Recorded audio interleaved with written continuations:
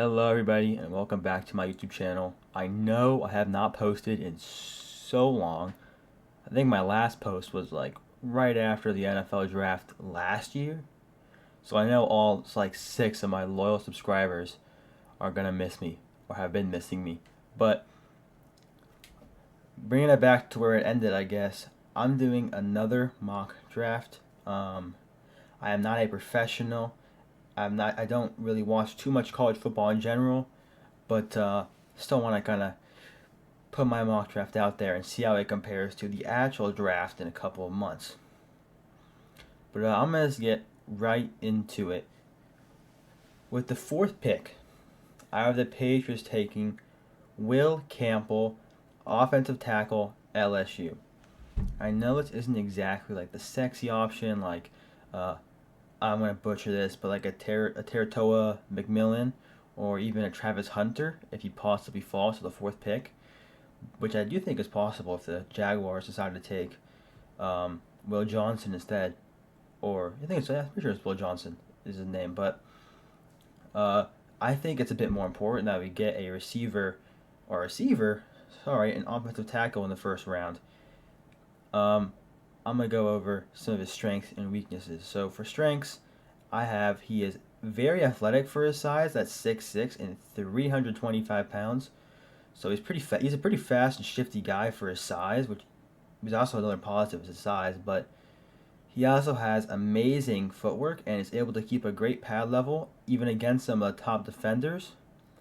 And already kind of mentioned this, but he has good quickness and is a very suitable option to pull. Like he can pull pretty well. He'll get there in time and probably won't get in the running back's way. But for some of his weaknesses, he can struggle with his strength, and that can cause him to lose some ground off the first contact, especially on the pass protection game. He also got pretty inconsistent pass protection, so sometimes he will be a bit high and can be a bit sloppy with his footwork. But I mean, when it's good, it's good. But when it's bad, it's kind of bad. And his hand placement and his grip on the defender can kind of weaken out, like die out as the play like carries on. So if there's a longer play, he can get beaten by defenders pretty easily. But I mean, he is still an elite prospect. I mean, pretty much every single weakness he has is very fixable and coachable. With the next Patriots pick 36, I have the Patriots selecting Landon Jackson, edge from Arkansas. You may already know this guy because he's pretty famous because he does have alopecia. If I'm saying that right, I hope I am, where you have no hair. So he's completely bald, no eyebrows, no mustache, no beard, and no hair on the top of his head. But it's nothing life-threatening, nothing that will inhibit his ability to play football. And, I mean, he is a great player. In the 2024 regular season, he has put up so far, because the college season's still going, even though it's mostly, Pro Bowls now, or Bowls now. He had 28 solo tackles, 6.5 sacks, and a forced fumble. For his strengths, he's quick off the ball. He can beat people with his quickness and ability to react to the ball being snapped fast. He beats a lot of people doing that. He is a great block shedder. He can get the offensive player's hands off of him pretty easily and get to the quarterback or the running back. And he is a strong player. He can use his strength and reach to beat offensive tackles. His weakness is even though he is strong and has long arms, if there is a considerably strong offensive lineman who maybe matches him in strength, he can get stuffed pretty easily. And even though he is quick off the ball, it is kind of inconsistent. Sometimes he can stumble a little bit. He's not always perfect off the ball. And also his pass rush moves, he's good at them, but there's not that many. So if a tackle figures him out, they can stop him pretty effectively too. But once again, There are no like, oh, he's undersized or anything. These are all issues that can be fixed with good coaching. Which, I mean, I know the Patriots aren't exactly great coaching right now, but I believe in the defensive lineman coach. 68th pick, I have the Patriots selecting Jalen Royals, wide receiver from Utah State. In the 2024 regular season, he so far has had 55 receptions for 834 yards and 6 touchdowns and averages 15.2 yards per catch. For his strengths, he is a very fast receiver. He runs a 4.38 second 40-yard time, which adds even more speed to our already pretty fast wide receiver room. He has great contested catch, and he plays bigger than his size, which kind of goes with the last strength. He is 6 foot, 6 feet. Yeah, I think that's it. Just 6 feet, straight up 6 feet tall, but kind of like DeMario Douglas in a way. He doesn't let that slow him down or stop him. He can still catch that ball over a defender who can be bigger than him at times. For his weakness, he's not played any elite cornerbacks. He's not really faced up against like your Travis Hunters or Will Johnsons or these other great cornerbacks. He's sort of only been going against the people in the MAC. I'm pretty sure is what Utah State plays in. But he's just not been facing very difficult competition at all his entire career. But that isn't too much of a worry for me because, I mean, they're still college football players, so they're pretty good, even if they're not maybe NFL prospects.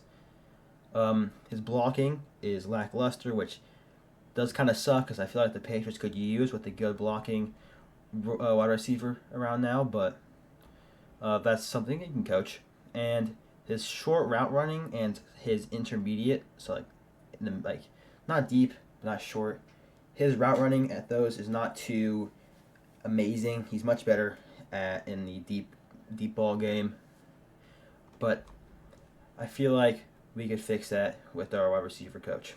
With the 83rd pick, I have what may be considered a controversial pick. I doubt it, but it is Tate Ratledge, who is the offensive guard at Georgia.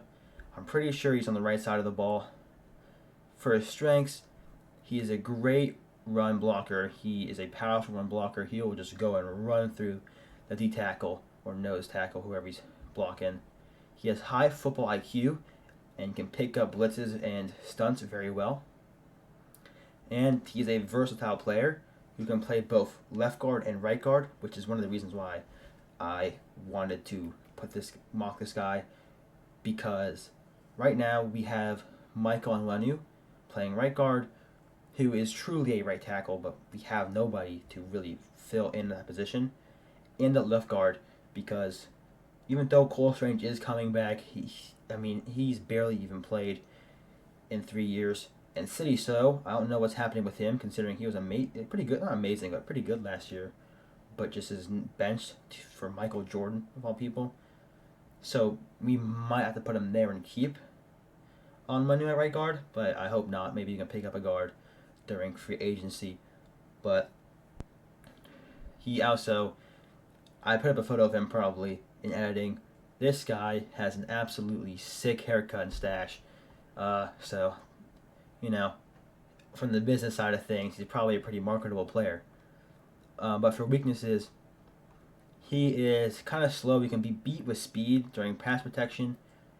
But, I mean, he's against, D tackles, so it's not the world's not the worst thing ever. But if there's a fast D tackle he's going against, or, I don't know, maybe possibly an edge if they're running a stunt, he can kind of get beat by that.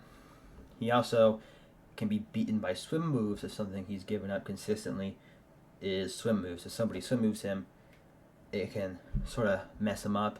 And he struggles with balance and body control when he has to overextend to maybe get somebody a bit farther away from him.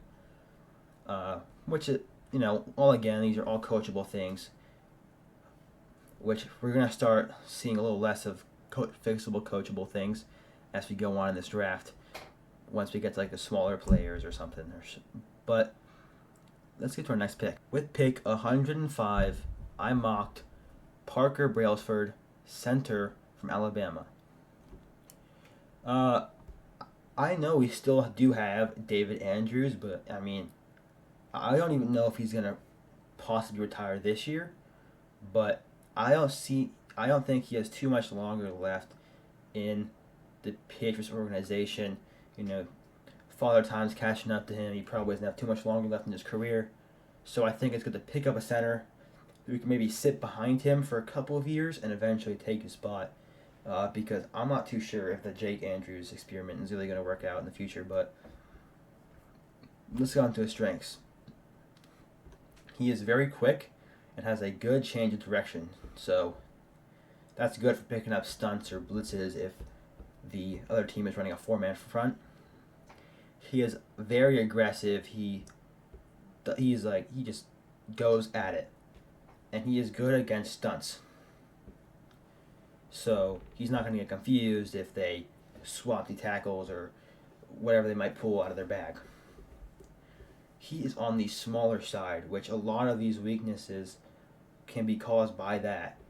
So he is, if you watch like highlights of this guy, like the guards are towering him. He is a pretty small player, all things considered, and that correlates to his next weakness, which is he is weak against bull rushes. So if you heavy tackle particularly a nose guard or tackle, just rush at him, they could potentially just get by him pretty easily, maybe even put him on his ass once in a while.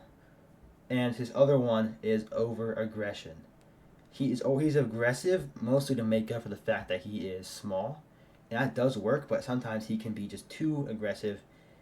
And that can cause him to sometimes just miss a blocking assignment or sort of overshoot them and kind of miss them a little bit. I mean, you can still get a piece of them, but he kind of almost runs by them just because he is too fast off the ball and doesn't really read where they're going or what they're doing.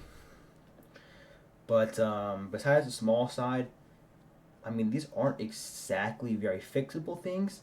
And all things considered, I like the fact he's over-aggressive because if he wasn't, he would just get dominated. So, not too many fixable weaknesses here, but strength-wise, he is pretty good. And he could definitely turn out to be good, but I'm not entirely sure. With pick 142, I had the Patriots selecting Jabbar Muhammad, cornerback from Oregon. So we've gone a pretty good amount of time without seeing a defensive player, which, I mean, you guys can be mad at me for this, but, I mean, I just think we should focus on the offense. It's where we struggle the most. I know our defense is kind of shaky this year, but I still think it could be taken back to its former glory. We have injuries that are, screwing the team up, and I think we could probably pick up a couple of good guys in free agency anyways. But back to Jabbar Muhammad. His regular season stats, when I first saw them, were pretty impressive. He does not have an interception yet, but he has 19 tackles with 11 pass deflections. He almost has the same amount of pass deflections as tackles. He is great with zone coverage and a ball hawk. I know he doesn't have any ints, which is he's a freaking ball hawk. That makes no sense, but he's always able to get a good play on the ball, which is why he has so many pass deflections. And he is also a great open field tackler, which is what we definitely need because I have seen so many Patriot players just miss a guy or just get, stiff-armed on an open field tackle or juked out. But for his weaknesses, his run defense game isn't all that. He isn't exactly going to be disrupting the run defense or run game very well. And that could be due to the fact that he has a small frame. He is about 5'10", I think. Not a very big player, but he could fit in at slot because Marcus Jones is kind of not doing too hot right now. He has speed to him.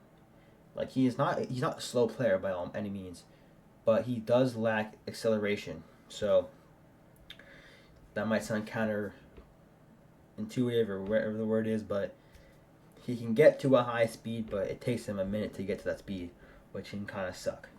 But that's also kind of not really coachable, but you can get him in the gym and kind of fix that. With a 220th pick, I have the Patriots selecting Kalel Mullings, running back, Michigan.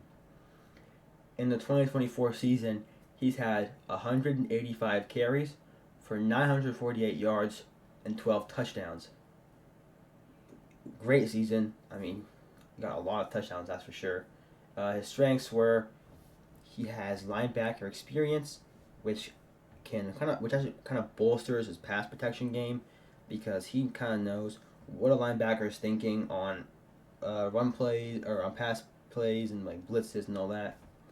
He is durable. He's not had many injuries at all in his time in college, and he has good ball carrying vision. He's patient. He waits for the hole to open and then he just bursts through it, which helps him get a lot of yards. His weaknesses are he has had limited starting playing time. The actual starting running back from Michigan, who's on the NCAA football 25, whatever the game's called, cover, got hurt, and he stepped up and he took over that starting role, and I mean he did pretty good. But that can make it kind of a tough learning curve in the NFL. He also lacks in receiving ability. He's not exactly have good route running or good catching, but we do have Antonio Gibson. If we re-sign him, I don't know when his contract expires, but that's not too bad for me. And he also lacks speed, which is why he's more of a power back, but that lack of speed can still kind of kill. With pick 221, back-to-back picks, I had the Patriots selecting Mitchell Evans, tight end from Notre Dame. His stats don't exactly jump off the paper here. He has only 29 receiving receptions for 272 yards and 3 touchdowns, but most tight ends, especially around this pick, don't get much receiving yards anyways. His strengths are he's a great catcher. He has great size to create mismatches against defenders like linebackers and cornerbacks in the run game for blocking, and he's also a red zone weapon, which we need because for the past couple of years, the Patriots have not been all that in the red zone. His weaknesses are his route tree, his route he needs a bit more development in that. He is not the best route runner. He's also kind of lax in yards after catching abilities. When he catches the ball, he's not exactly the best at getting some more yards out of it. And he's had a shaky injury history, getting injured pretty often. With pick 241, the Patriots select Ricky White, the third, wide receiver, UNLV. In the 2024 regular season, he has 79 receptions for 1,041 yards and 11 touchdowns. Great stats, but he is also playing for UNLV, not the toughest schedule of all time. His strengths are he has great downfield separation, makes him a good target in the deep passing game. He has something that you don't really see a lot in these mock drafts, but he has good special team ability, which is good because our special teams has been pretty dog cheeks the last couple of years. And he has good yard after catch ability, which is always great. His weaknesses are he is undersized. I don't remember his exact measurables, but I think he's about 5'10". He struggles with catches in contact, so if he gets hit while he's catching it or tackled while he's catching it, he tends to drop it a lot more than he actually catches it. And he lacks his short route running, which is why he's mostly a deep target. Besides undersized, though, mostly fixable things. And that is the final pick in this mock draft. For this mock draft, I used the mock draft database, which will be linked below. And for pretty much every single player I used, I got a lot of my scouting reports from NFL Draft Buzz. They are amazing. If you want to learn about a prospect or make your own mock draft, but maybe you don't watch too much, college football, that's definitely where you want to go. I also, for one of these players, I couldn't find their NFL Draft Buzz page, so I used Bleacher Report. But all those links will also be in the description. But once again, thank you for listening. I hope you have an amazing Christmas or Hanukkah or whatever you celebrate. Or if you don't celebrate anything, have a great winter break. And try to watch the remaining Patriots games without crying yourself to sleep. Love y'all. Have an amazing day.